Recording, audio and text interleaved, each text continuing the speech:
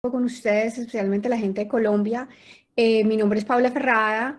Yo soy una cirujana que se entrenó en la Universidad del Valle como médico y hice algunas cosas en Estados Unidos y sigo trabajando en los Estados Unidos como cirujano de trauma. En los siguientes minutos les voy a compartir por qué me parece muy importante que consideremos diferente cómo resucitar a los pacientes que están sangrando rápidamente y de manera importante por trauma. Entonces, en vez de hacer las A veces de trauma, hacemos las C A veces de trauma. ¿Qué será mejor para nuestros pacientes que están sangrando rápidamente? Nadie me paga para dar estas charlas, pero al final de la charla se van a dar cuenta que yo soy muy apasionada de este tema porque lo he vivido en carne propia de cómo ayudar a estos pacienticos que necesitan tanto de nuestro cuidado y de nuestra atención a los detalles. ¿Qué le pasa a un paciente cuando está en shock? Hipotensión significa shock, no todas las veces, pero muchas veces el paciente le llega 5 segundos antes de que esté hipotenso. Cuando el paciente tiene una presión sistólica de 40/0, la persona que limpia los pisos de la sala de trauma sabe que está en shock, que está choqueado. Pero lo importante es para nosotros darnos cuenta antes de eso. El cirujano educado que ha visto estos pacientes todos los días sabe que hay otros signos de shock antesito de que el paciente se ponga maluco. ¿Qué le pasa a uno fisiológicamente cuando uno está sangrando? Primero empieza a jadear, el paciente empieza a sudar porque tiene una respuesta simpática importante, empieza a jadear. ¿Y por qué el jadeo? Porque el jadeo lo que hace fisiológicamente es que coge la sangre que está en las extremidades inferiores y la trae al torso y la trae al corazón para poderle dar perfusión al corazón y al cerebro. Lo segundo que pasa es que hay vasoconstricción. Por eso es que usted ve que el paciente, antes de que se le maluquee, antes de que la presión sea 40/0, el paciente puede tener una presión de 200 o de 150/100. Porque, y la diferencia entre la sistólica y la diastólica se disminuye porque hay una vasoconstricción periférica supremamente importante. Y esto es lo que está haciendo que este paciente no se nos muera. ¿Y qué pasa cuando usted decide entonces, bueno, el paciente está maluco, vamos a intubarlo? Primero, le bloquea el jadeo. Segundo, en vez de, le bloquea la vasoconstricción y le da vasodilatación. Así que el pacientico ya no solamente no se puede defender de la injuria fisiológica, sino que ahorita pues se pone peor. Y encima, si eso no ha sido suficiente, entonces nosotros le damos un respiro de presión positiva, lo que hace que la vena cava se achique y se comprima más y le disminuya más el gasto cardíaco porque disminuye más el llenado del corazón. Así es como los pacientes que están sangrando rápidamente se nos mueren. Entonces eso es lo que más o menos uno piensa clínicamente y lo que hemos visto clínicamente es por décadas y décadas y décadas. Pero el ATLS todavía dice que la vía aérea es primero, luego respiración y luego circulación. Bueno, hicimos una visión retrospectiva de estos pacienticos que estaban hipotensos y la mortalidad de todos fue importante porque ya venían sangrando hipotensos, pero cuando miramos qué se le hizo en esta revisión retrospectiva de un centro, solamente un centro, ¿qué se le hizo al paciente? Si se le dio primero la vía aérea o si se le trató de resucitar o se le clampeó la aorta o se le dio sangre o se le dio otra cosa antes. Si usted le dio la vía aérea primero a un paciente sangrando, la mortalidad fue 78%. Y si no, 50% que todavía está alta, pero fue importante. Esto lo presentamos en el American Association for the Surgery of Trauma hace unos años. Luego entonces decidimos que íbamos a hacer un estudio multicéntrico, a ver si otros centros tenían la misma experiencia. También lo hicimos con el patrocinio del American Association for the Surgery of Trauma. Y nos dimos cuenta que con todos los centros que participaron, muy difícil probar exactamente cuándo le clampearon la aorta, exactamente cuántos segundos, cuántos minutos pasaron de un lado a otro, y esos pacientes están muy enfermos, entonces ustedes saben que cada segundo importa.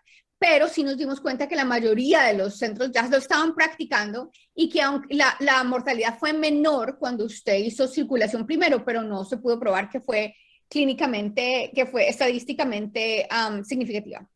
Bueno, entonces mucha gente se pone a pensar y dice, a ver, tal vez es la forma de anestesia que usted le está dando, tal vez si le da ketamina funciona mucho mejor, tal vez si le da menos paralíticos funciona mejor.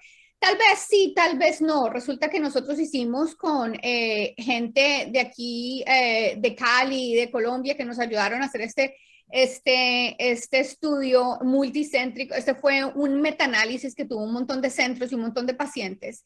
2.044 pacientes, de ellos 36.8 les dio hipotensión después de ser intubados con diferentes medicaciones, todos con diferentes medicaciones. Resulta que la mortalidad de los pacientes que le dieron hipotensión después de ser intubados fue 33.2%, comparado con mortalidad del 19%, que es significativo estadísticamente. Y le agradezco mucho a la gente de Cali, al doctor García y al doctor Ordóñez, y al doctor Manzano, también al doctor Dubos, que nos ayudaron a escribir este artículo muy importante que prueba un punto, que es una pregunta: ¿por qué entonces no cambiamos la forma de dar la anestesia? Pero no es solamente la forma de dar la anestesia, es bloquearle fisiológicamente lo que el pacientico está haciendo para que pueda sobrevivir. Entonces, ¿qué conclusión hemos sacado de todos estos datos y de toda la experiencia clínica de la mayoría de cirujanos de trauma que están activos tratando de ayudar a estos pacientes que sobrevivan? Bueno, que si de pronto cambiamos la secuencia de vía aérea, ventilación y circulación en circulación primero, podemos de pronto ganar un poquito de tiempo para que el paciente no se vaya en cardiac arrest, que se nos vaya a choquear, y poder darle perfusión al cerebro y al corazón, y tal vez nos ayuden a mejorar la sobrevivencia. El Colegio Americano de Cirugía hace unos años, con la ayuda del doctor Len Jacobs, hizo esta muy buena iniciativa en las cuales ustedes ven que si el paciente está sangrando aquí rápidamente de la extremidad, y entonces se le empaqueta, se le aplica presión y se le aplica un torniquete. Aquí ustedes no ven que lo están intubando primero o le están colocando un collar para movilizar el área cervical. No, lo que han estado haciendo es parar el sangrado para poder salvar una vida. Pero ¿qué pasa si su sangrado no está en las extremidades y no es compresible? ¿Usted será que le puede abrir el pecho y clampear la aorta a los pacientes antes de intubarlos? ¿Se puede? Yo lo he hecho. Es difícil, el paciente todavía está jadeando. Créame que si el paciente sobrevive, no se va a acordar de que en este momento le estaban colocando las drogas al mismo tiempo, de que le estaban bailando al mismo tiempo que alguien le estaba abriendo el pecho. La hipoperfusión cerebral resulta en un mecanismo defensivo de amnesia retrógrada, todo lo que le pasa al paciente cuando está sangrando y cuando está casi muriéndose. Pero es traumático, es difícil, es técnicamente difícil. Ahora tenemos otra forma, que puede ser utilizando el catéter de REBOA. Eso usted lo puede hacer con un pinchazo, como si estuviera haciendo una línea arterial. No necesita anestesia, no es tan traumático para la gente alrededor mirando que usted le está abriendo el pecho. Esto se puede hacer con el paciente, ni siquiera está ya choqueado, ya inmediatamente choqueado, pero usted lo puede esperar. Un pacientico que le llega con una fractura de pelvis, por ejemplo, y una presión de 80, y usted sabe que lo va a tener que intubar por otra cosa, colóquele la niña y de pronto piense en inflarle el REBOA antes de que lo intuben, para que no se le bloquea tan rápidamente. Simplemente, no estoy diciendo que le va a solucionar el problema, pero es una herramienta para darle un poquito de tiempo al cirujano, para pararle el sangrado y para poder ayudarle al paciente que lo necesita. Esto es el torniquete, es la madre de todos los torniquetes. Un par de casitos de la vida real. Este paciente nos llegó con un montón de balazos en todos los lados, derecho, izquierdo, en el abdomen, en todas partes. Estaba jadeando, no tenía signos vitales, pero no tenía signos vitales en el hecho en que no tenía presión y no le podíamos sentir el pulso, pero estaba jadeando, o sea, el paciente no estaba muerto. Entonces, ¿qué le hacemos? Lo primero que le vamos a hacer a este paciente es hacerle una toracotomía de resucitación, y al mismo tiempo nuestros colegas de la sala de emergencia le estaban intubando mientras yo con el residente le estábamos abriendo el pecho. La aorta, cuando le hicimos este review de este caso, nos dimos cuenta que la aorta fue clampeada 6 segundos antes de que lo intubaran al paciente. Lo llevamos a la sala de operaciones, empezamos la resucitación con sangre, con plasma, con plaquetas, resucitación euvolémica. Y resulta que el primer laboratorio, después de que la resucitación empezó, con un pH de 6.98, una coagulación también marcadamente anormal, encontramos que el hígado estaba completamente destrozado y el riñón derecho estaba destrozado. Entonces el riñón se fue para patología, hígado lo empaquetamos y lo llevamos también a la sala de radiología que nos ayudaron con una embolización distal. El paciente se puso muy maluco antes de que se pusiera mejor. Le dio falla multiorgánica, 26 días en la sala de cuidado intensivo, tuvimos que colocarlo en diálisis, pero el paciente salió. Salió bien, se le murió un pedazo del colon entre medio de la resucitación cuando estaba hipotenso, pero quedó con colostomía por un tiempo y este paciente volvió a estudiar. Este paciente es un estudiante, era un estudiante de una universidad de Estados Unidos. Él simplemente estuvo en el lugar equivocado, en el momento equivocado. Y estas fotos fueron tomadas con el consentimiento del paciente, por supuesto. Otro casito. Este paciente llegó con una herida de bala en el lado derecho, pero no aquí toracoabdominal en el lado derecho, nada en el lado izquierdo. Y la presión estaba como que 100, luego 80, los pulsos se empezaron a colocar un poquito más difíciles de palpar y lo llevamos a la sala de operaciones porque pensamos que en la sala de operaciones es más fácil de resucitar, de intubar, de hacer todo lo que necesitamos. Y cuando el paciente, antesito de que lo intubaran, le colocamos un catéter de REBOA al mismo tiempo que mi residente me ayudó abriendo el pecho derecho, el tórax derecho, al mismo tiempo que lo intubamos. La primera presión con el REBOA fue 80/60. Antes de eso no tenía presión en la sala de operaciones. Nos dimos cuenta que tenía una lesión importante vascular del pulmón. Ya cuando teníamos el balón inflado con una presión arterial que ayudaba a la perfusión del cerebro, volteamos el pulmón, nos dimos cuenta que tenía una herida de la arteria pulmonar proximal, la reparamos con Prolene. Una laceración del hígado no importante que causaba exsanguinación, pero pues tuvimos que explorarlo porque había una herida de diafragma. El pH 7.01, también con coagulopatía, pero lo resucitamos, le dimos todo lo que necesitaba, le cerramos el abdomen al paciente en el día número 2, lo estuvamos en el día número 3. Se demoró 4 días en la sala de cuidado intensivo, 6 días total en el hospital y se recuperó. Normal, con normal función cerebral, sin ninguna falla renal, sin ninguna falla de nada. Hemos estado investigando si el uso del REBOA puede ayudar a mejor perfusión cardíaca y cerebral en animales que están en shock y en animales cuando están en shock que se les para el corazón y estamos haciendo resucitación cardiopulmonar. Y uno ve que sí le aumenta la presión. Es muy difícil en animales para saber porque uno no puede medir cómo está la función cognitiva, pero la presión tisular en el tejido mejora en los riñones, mejora en el cerebro, mejora en el corazón. Entonces, ¿qué es lo que estamos haciendo? En el futuro, ¿qué vamos a hacer? Necesitamos más datos en animales, sabiendo si el REBOA o si clampear la aorta ayuda para mejorar la perfusión del cerebro y del corazón. Estamos haciendo desde el 2018 un estudio multicéntrico prospectivo para ver cómo son estos resultados en centros que ya lo están haciendo y en centros que no lo están haciendo, de darle prioridad a la circulación en pacientes que están sangrando. Y ojo, no es en todo el mundo, no todo el mundo necesita esa prioridad, pero un paciente que se está obviamente sangrando rápido, ese es el paciente que lo necesita.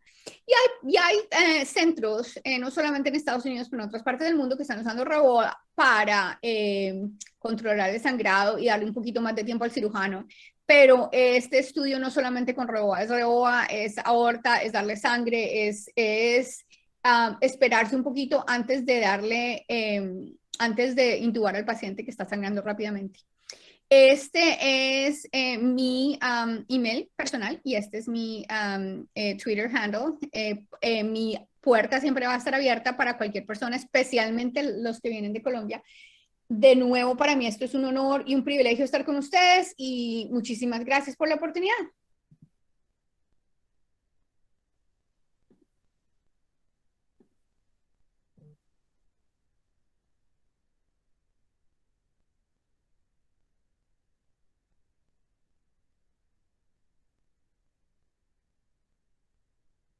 Bueno, chicos, eso fue la charla. Esperemos que les haya gustado. Ahora seguimos con los casos del doctor.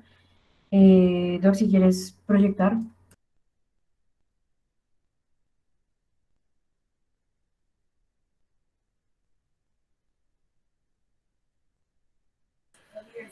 Perfecto, buenas noches para todos nuevamente.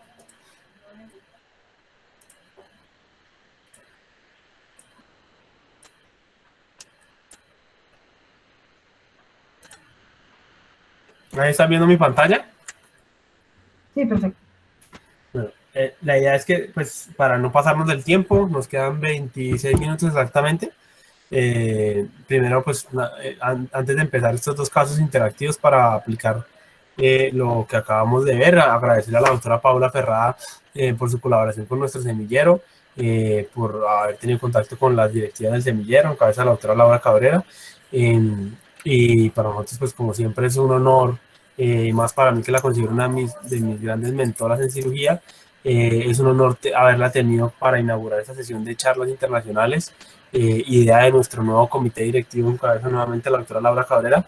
Y muchas gracias, doctora Ferrada, por esa gran charla de Circulation Fields y el cambio de este paradigma que se viene para el ATLS.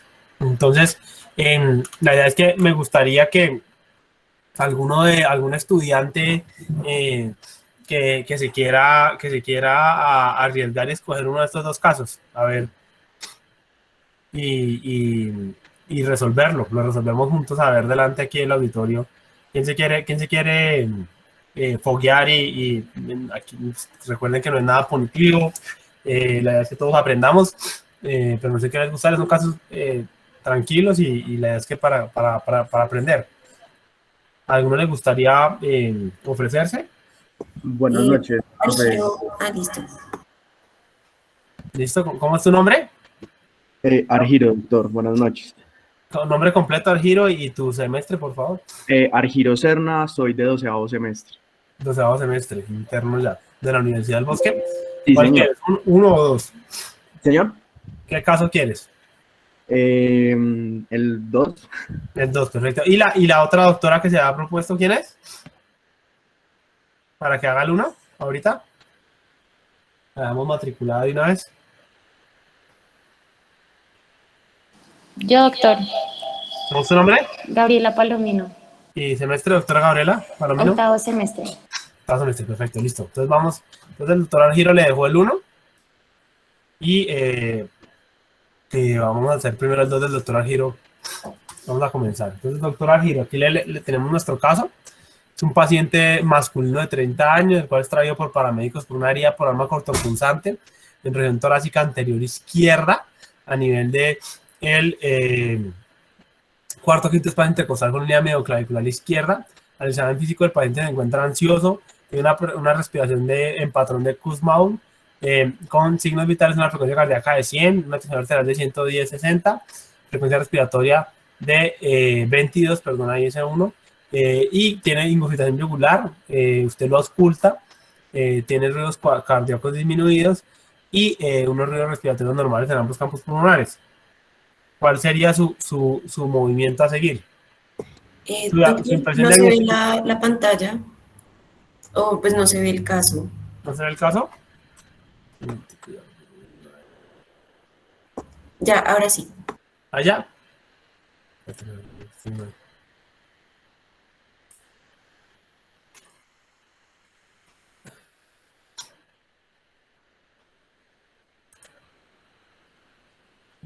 Doctor, pues por la clínica del paciente como tal, pensaría que está bajo un taponamiento cardíaco, le solicitaría un eco de saco pericárdico y pues no sé si una radiografía de tórax. Pero para mí el paciente está taponado. Perfecto.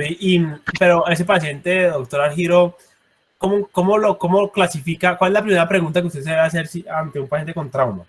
Si está estable o inestable hemodinámicamente. ¿Este paciente está estable o está inestable?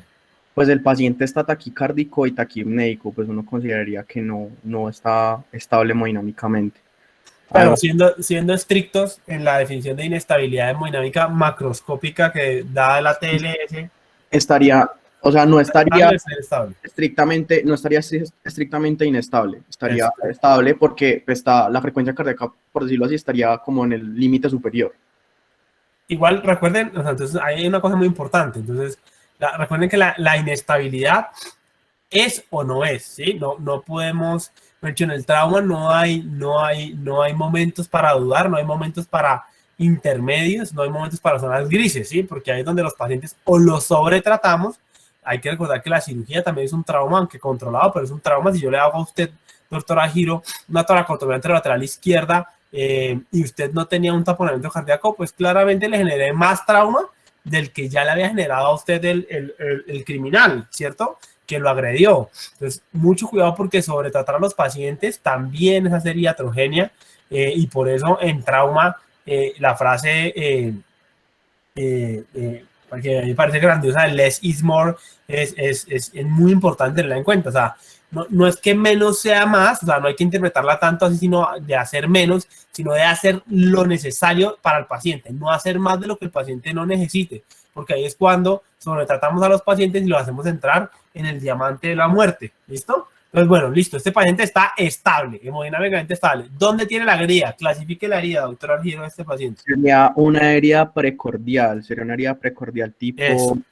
Es una herida precordial. ¿Y qué más? ¿Y cómo se llama también esa herida? Precordial y qué más. Y torácica. Y torácica anterior, ¿cierto? Pues una herida precordial y una herida torácica anterior. ¿Cierto? Sí, pero usted me dijo cuarto, quinto espacio intercostal, ¿cierto? Sí.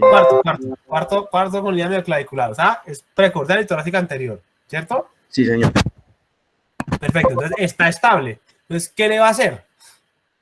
Pues sería tomarle un eco de saco pericárdico y pues más teniendo en cuenta la clínica que tiene, pues uno pues con más horas tocaría y una radiografía de tórax. Entonces ahí no hay que dudar con la radiografía, ¿cierto? Y ese paciente no hay que dudar con la radiografía porque claramente tiene todas las heridas precordiales también son torácicas anteriores, ¿sí? Entonces recuerden que un neumotórax a tensión, ¿cierto? Un neumotórax masivo pueden simular claramente inestabilidad hemodinámica, generar paro cardiorrespiratorio o por hipovolemia o por una compresión o un shock obstructivo por compresión de la unión cavatrial. Entonces, hay un paciente que con una herida precordial y torácica anterior no puede quedarse sin una radiografía de tórax. Perfecto. Entonces, el eco de saco pericárdico, doctor Argiro, nos muestra un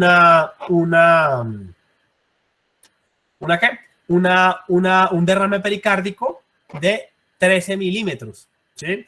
Y la radiografía nos muestra un neumotórax del lado izquierdo. ¿Qué le va a hacer?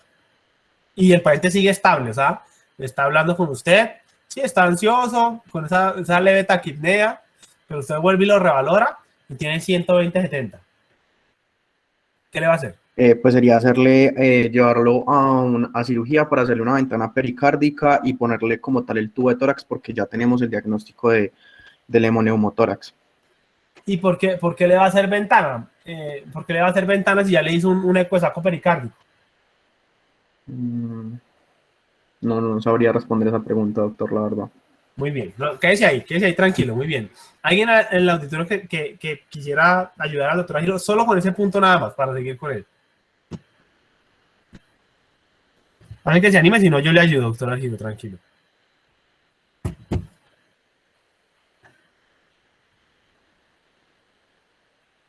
Nadie, bueno, listo, no se preocupe. Entonces, ahí es muy importante, doctor Argiro, y para todo el auditorio, que los pacientes, eso ahora, pues es hacia donde va el manejo de las lesiones miocárdicas traumáticas estables, y es que los pacientes con ventana pericárdica positiva, recordemos que con eco de saco pericárdico en el IFAST positivo, como que todo eco de saco pericárdico en el IFAST positivo se considera mayor de 10 milímetros, ¿cierto? Como Hay otros signos indirectos de eco de saco pericárdico positivo que son alteraciones de la contractibilidad de las cavidades, colapso de las cavidades derechas, desviación del septo, que pueden indicar, pero el más importante es el volumen o la separación entre el pericardio y el miocardio, que en este caso es positivo, pero el paciente sigue estable, ¿cierto? E igual lo va a llevar a un tubo. Entonces, ese paciente se le puede hacer o una ventana pericárdica, como usted lo dijo, se le puede hacer suxifoidea, pero como la herida es lateral izquierda anterior, idealmente si usted tiene la posibilidad, los recursos y la capacidad técnica, hágale mejor una toracoscopia con ventana pericárdica, le succiona el hemotórax, le pone el tubo y ahí sabe si, depende de cómo lo encuentre, pues qué va a hacer, ¿cierto? ¿Quedó claro eso? Sí, señor. Excelente. Muy bien, y eso fue lo que yo le hice a este paciente, lo pasé, pero este paciente, mira, aquí le puse el tubo, le hice, por donde le puse este tubo, le hice la toracoscopia, pero salió positiva. Entonces, al salir positiva, lo convertí en una toracoscopia lateral izquierda, pues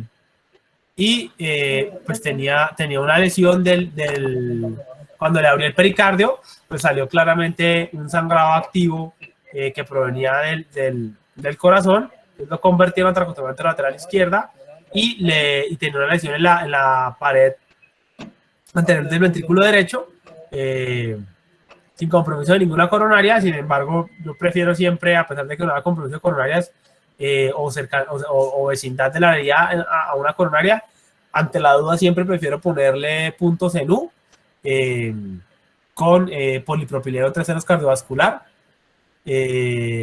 Y si el paciente es mayor de 55 años o hipertenso, o las dos, ahí utilizo Pledget contra Pledget para reforzar el miocardio y evitar que se vaya a desgarrar, porque ese tipo específico de pacientes es el que aumenta el riesgo que se desgarre, ¿cierto? Entonces, ahí lamentablemente en este hospital donde opero trauma no hay ayudantes, pues estoy solamente con la instrumentadora. Entonces es un poco más difícil operar, pero bueno, creo que eso lo forma uno y nos ayuda a ser un poco mejores sin que uno tenga que sentirse orgulloso de eso, porque no debería ser el ser de las cosas, pero bueno, esa es la realidad de nuestro país y la realidad de muchos países en Latinoamérica, y que hay que operar con bajos recursos y bajo personal. Pero bueno, esa es la idea de poder enfocar este tipo de pacientes. Es que también debemos ser agresivos con los pacientes en trauma, ¿cierto?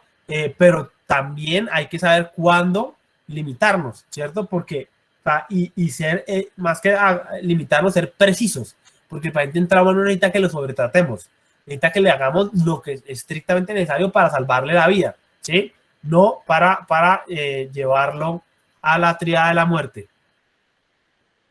Doctor, disculpe, es que no se vieron las fotos. Ya lo pongo. Espérate un momentico, entonces, que ya hay un problema con esta vaina.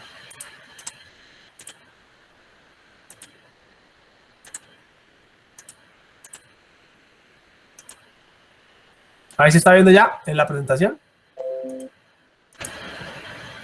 Sí, doctor.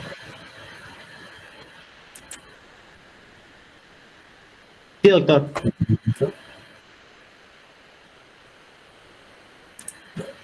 Ahí se ve la pantalla completa, ¿sí? Sí, doctor. Perfecto. Perfecto. Entonces, bueno, entonces como les decía, ahí le hice la sutura del trauma cardíaco, un trauma grado 3-4. Como les decía, pues lamentablemente ahí se ve que es un poco engorroso todo, pero es por lo que no hay suficiente, pues no tiene un otro ayudante, sino solamente con la instrumentadora. Pero bueno, todo salió, entonces se le pudo poner el punto en U, y siempre es muy importante la triada clásica de abrir el tórax, descomprimir el pericardio, y claramente identificar inmediatamente la lesión del miocardio y ponerle el dedo, ¿sí ven? O sea, si definitivamente ya su dedo índice no da para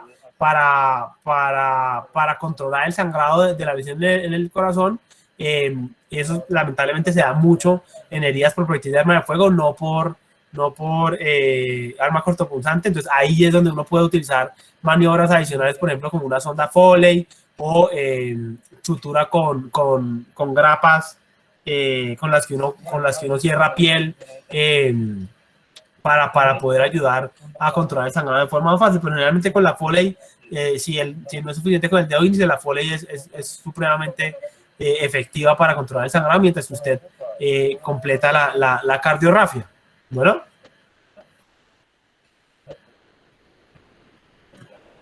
Perfecto. Ahí me confirman Entonces vamos con la doctora Gabriela Palomino, que es el caso 1. Ahí está la doctora Gabriela, ahí ven la pantalla. Sí, señor doctor. ¿Y está viendo la pantalla, doctora Gabriela? Sí, sí, doctor. Perfecto, entonces tenemos doctora Gabriela. Paciente masculino de 38 años que asiste al servicio de urgencias por trauma por algo punzante en cara anterior a nivel anterocubital de la fosa coronoidea del húmero, ¿cierto? Es bien proximal la herida en el brazo del paciente, cerca al trayecto de la arteria braquial. Y al examen físico usted le encuentra una herida profunda con sangrado no pulsátil que presenta crepitaciones pulsátiles a la palpación, o sea, tril, y usted lo ausculta y tiene un soplo. Entonces, ¿cuál es su diagnóstico inicial, su impresión diagnóstica, doctor? Doctor, pero en este caso, o sea, para saber si el paciente está estable o inestable, porque pues no están los signos vitales. Ah, bueno, perfecto, muy bien, muy buena pregunta. Entonces, eso, excelente. Entonces, este paciente tiene una tensión de 80-40 cuando llega. 80-40, respiración de 31, el Glasgow está 15/15. Entonces, pues en ese caso estaría inestable el paciente. Está inestable, ¿cierto? Entonces, si está inestable, pero digamos que usted está en un hospital, que ese paciente no es el único, acaba de llegar una bomba y los cirujanos están ocupados operando a otros pacientes más graves, pero es que le acaba de llegar a urgencias y usted no tiene, pues, nada que hacer. ¿Qué le va a hacer a este paciente? O sea, de hecho, no tiene cómo llamar al cirujano porque se va a demorar 1 o 2 horas en bajar. ¿Qué le va a hacer a este paciente? Pues doctor, en este caso, pues siendo una extremidad, haría pues compresión y seguramente ponerle pues un torniquete al paciente. Eso, muy bien. Entonces, muy bien. Entonces, el paciente, pero ¿por qué le hace eso? ¿Cuál es para que todos entiendan en el auditorio, por qué hizo eso? ¿Cuál es su impresión diagnóstica para que usted tenga, ya está inestable, pero cuál es su impresión diagnóstica que le explica esa inestabilidad? ¿Cómo así, doctor? No entendí la pregunta. O sea, ya usted nos confirmó que el paciente está inestable, ¿cierto? Pero ¿cuál es su impresión diagnóstica para que su terapia inicial sea comprimir y si no mejora el sangrado, con empaquetamiento y no mejora el sangrado, le va a poner un torniquete? ¿Cuál es su impresión diagnóstica?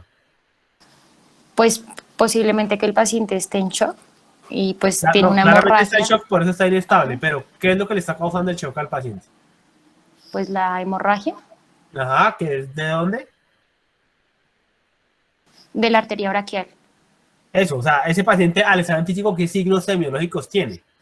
Para que usted me haya dicho eso. El tril, o sea, lo del soplo ¿Eso?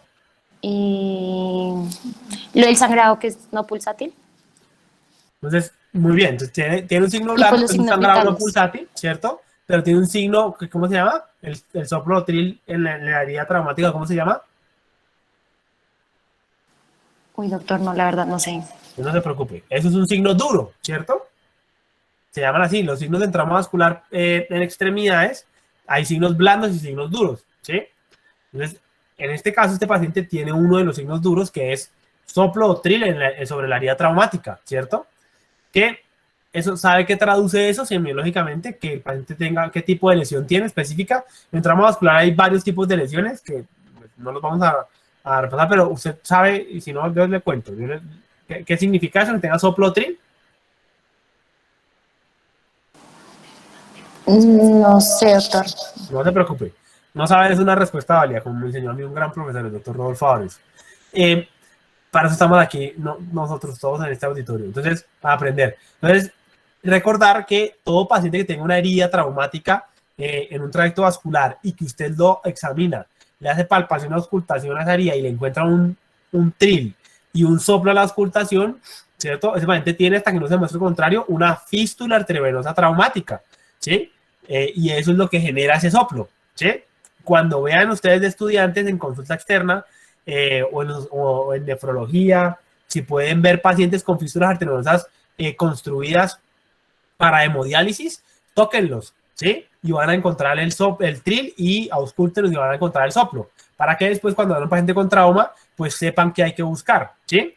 Entonces, este paciente, los signos duros, como tampoco los vamos a repasar acá, pero sí es para que sepan que que los signos duros tienen en el trauma vascular tiene una sensibilidad y especificidad cercana al 100%, ¿sí?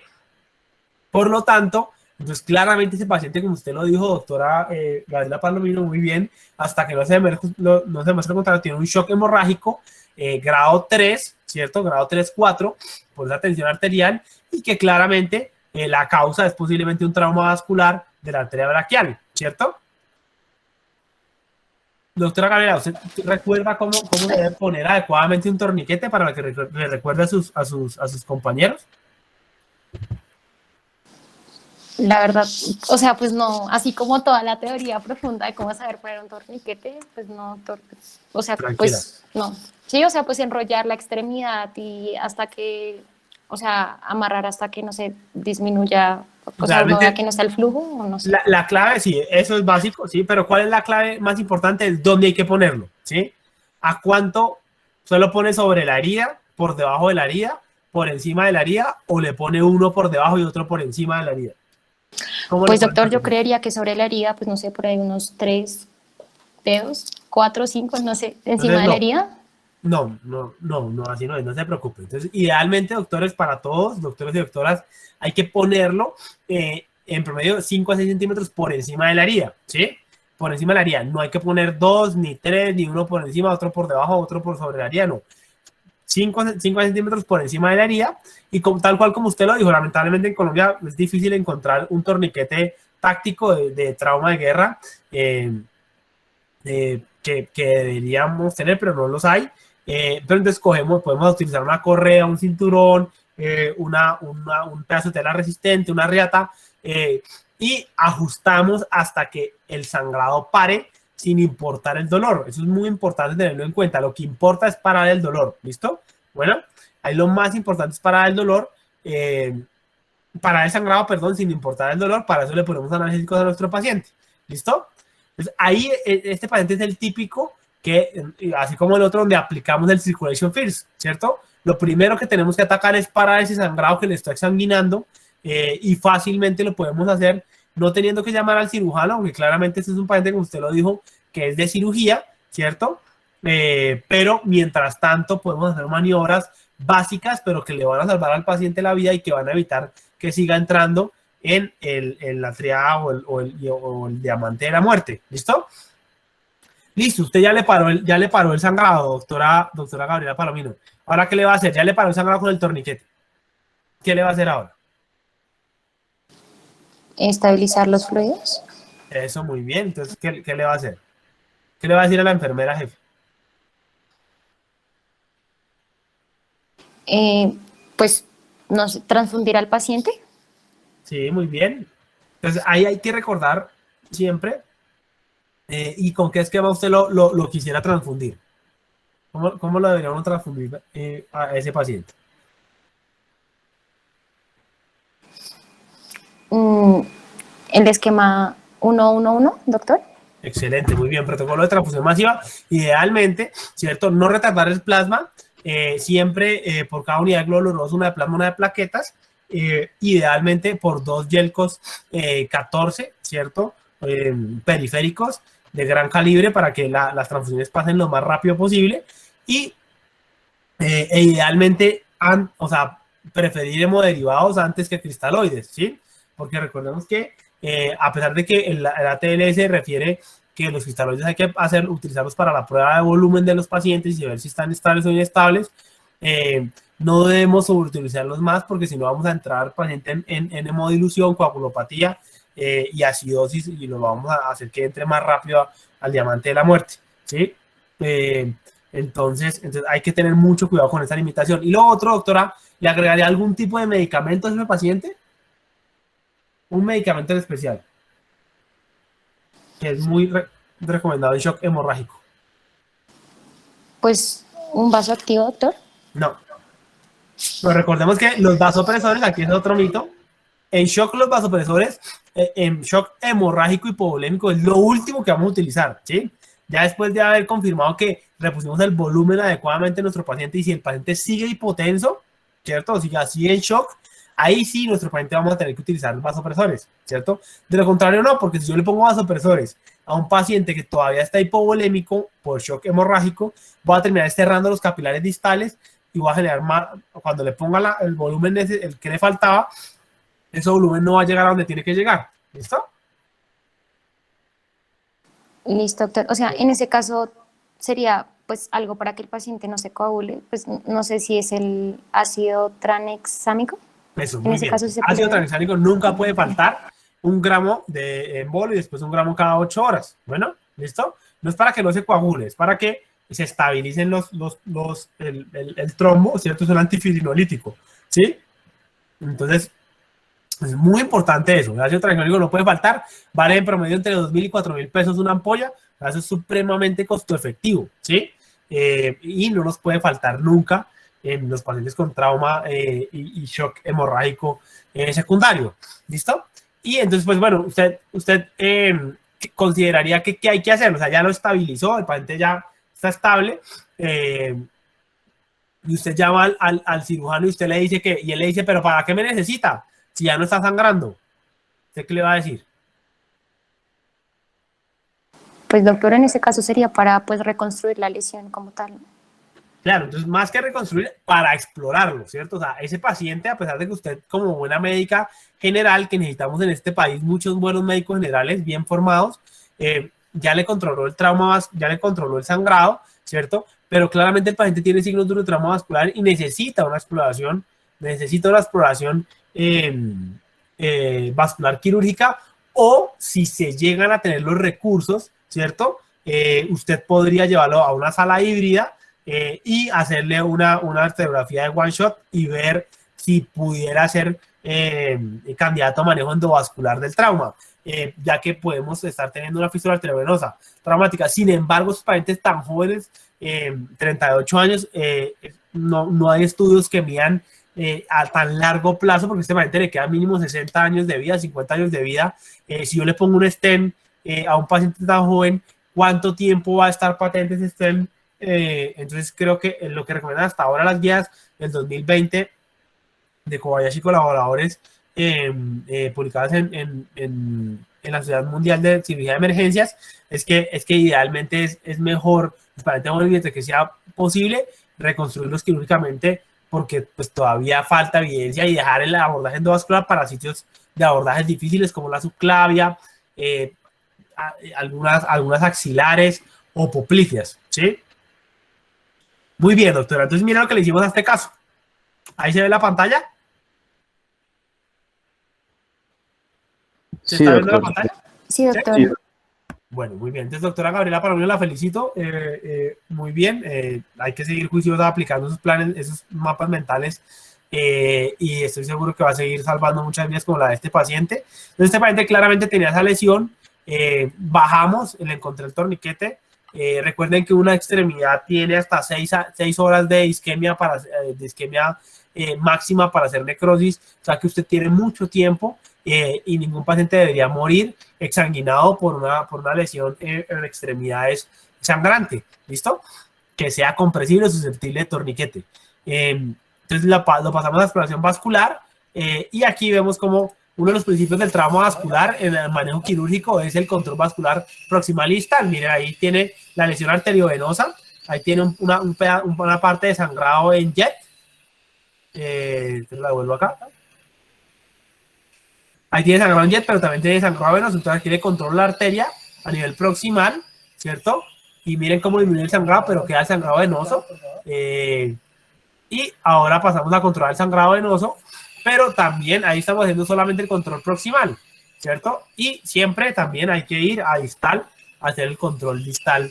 Y miren cómo disminuyó ya el sangrado, solo con el control proximal, pero siempre control proximal y distal.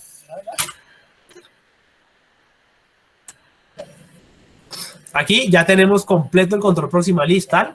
Miren, proximal, arteria y vena, ¿cierto? Distal, arteria y vena. Y aquí vamos a ver la lesión. Miren la arteria lesionada en más de un 50% de su circunferencia, y la vena casi en un 75% de su circunferencia lesionada. Y ahí estaba la fístula arteriosa traumática que nos confirmaba la doctora Gabriela Palomino cuando examinó al paciente y le encontró el soplo y el trill a la palpación, ¿sí? Y lo que le hicimos fue, como era un paciente joven, claramente siempre preferir injertos autólogos versus sintéticos, y lo que le hicimos fue una reconstrucción con una vena safena mayor invertida, mírenla ahí, ¿cierto? Y debido a que pues ya estuvo inestable, estaba ya con subreanimado, pues le ligué la vena, ¿cierto? En protocolo de damage control y le reconstruí la arteria. Y aquí vemos, miren ahí la arteria ya completa la reconstrucción, la soltamos, ya la anastomosis proximal y está completa, y ahí quedó nuestro injerto. Y